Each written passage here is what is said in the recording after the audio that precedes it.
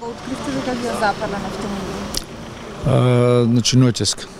Околу 4 сати имаше бука на улицата, пошто е мирна улица, во мирен кварт на градот. Пожарна која што ефикасно дојде и полициски службеници. Од таа бука, па семињајќи се утврди дека се работи за возило запалено. Освен материјална штета не може? Не, фала Богу. Освен што се соседите потресени, затоа што тој кој што го направил овој чин е очигледно социопат. Не направил увид во тоа дека има прозори од куќа во која што луѓето спијат. Нивната вознемиреност е, да кажеме, поголема жртва него што е автомобилот. Вам ви јави полицијата? Не, се симнав сам, затоа што е мирна улица. Значи нема таква бука во 4 сати. Не е настан кој што е вообичаен. Па бидејќи имаше чат, се си надевам да не треба него се помогне. Се сомнивате ли на некој? Видите, има еден процес против кој што се води во обвинителство, односно има поднесено пријави.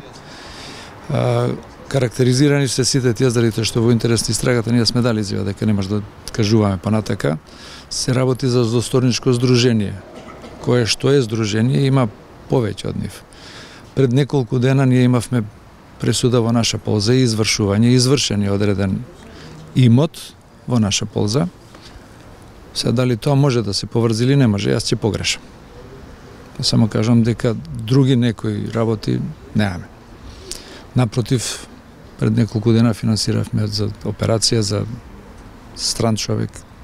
Немам некои посебни личности кои што би можел да ги посечам, освен оние кои што се, може би во јавноста познати, кои што ги окарактеризирале други институции како злосторничко здружение.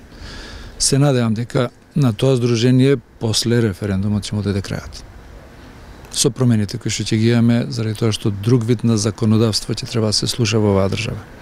Имало ли очевидци на настанот? Има очевидци, значи едниот сосед кој што се разбудил исто со буката, потврдува дека човек маскиран со запалива некоја, не знам, материја, направа, бил свртен кон колата и бегал.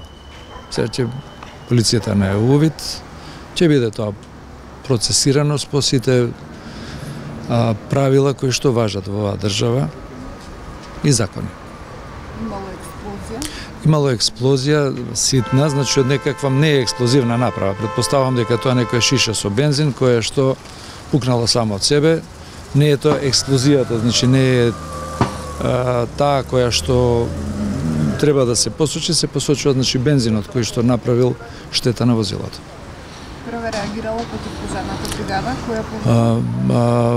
противпожарната бригада била тука за неполни, соседите ја викнале, била за неполни 3-4 минути. Секоја чест на службениците кои што биле во противпожарната. Значи они ефикасно реагирале, да не биле они, ќе имало тоа е таа социопатската структура на извршителите. Ќе имало пожар во станот кој што е на приземје, кој што можел да биде опфатен со девојката затворила прозор, како што и дале нападствија пожарникарите и за среќа нема други, освен чувството, нели, нема некои други материјални штети.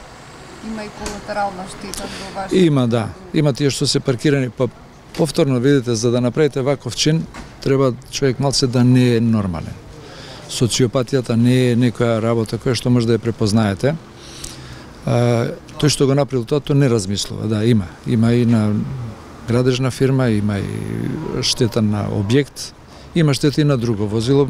Го видовте вие што е, се тргна човекот, затоа што имат работни обврски, нели? Нормални луѓе во нормална улица, со ненормални извршители.